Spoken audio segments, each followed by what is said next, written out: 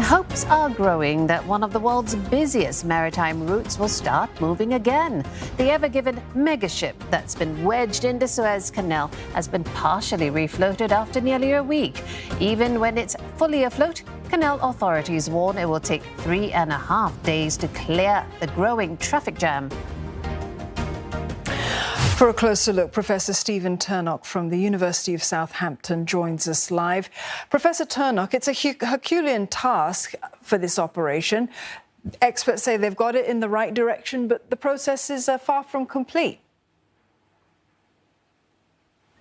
Yeah, no, it's a lot of energy went into the impact of a vessel. It's, as we sort of can see, it's a huge vessel.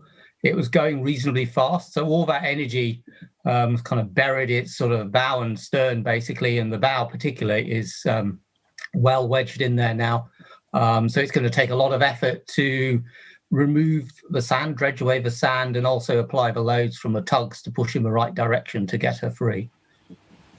Tell us a bit more about that extraction process, the complexity of a task as mammoth as this, and also whether the the Suez Canal authorities could have maybe been better prepared.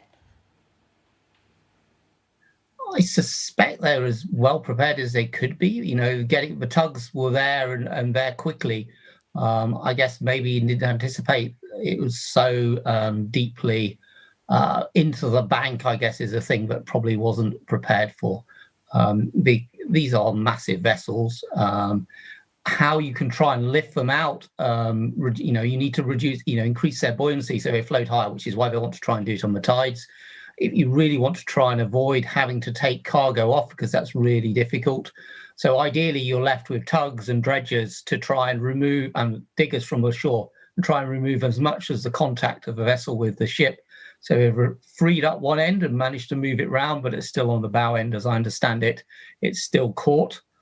And so still work needs to be done there to free it up. But it will help now that the channel is not completely blocked. Well, as prepared as canal authorities in Egypt may have been, Professor Turnock, this incident has caused a lot of disruption. Billions of dollars of business has been lost. How real are concerns that it might even happen again?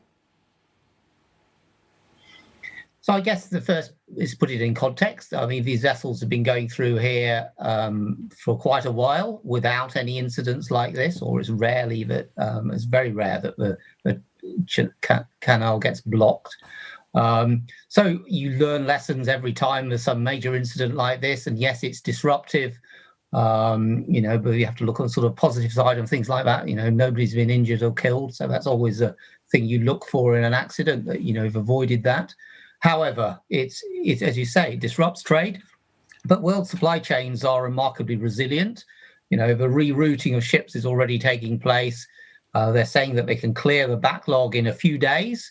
You compare the disruption to this, maybe to what happens, and we never hear about it, when there's storms which delay voyage passages and things like that. So we do need to put it into context.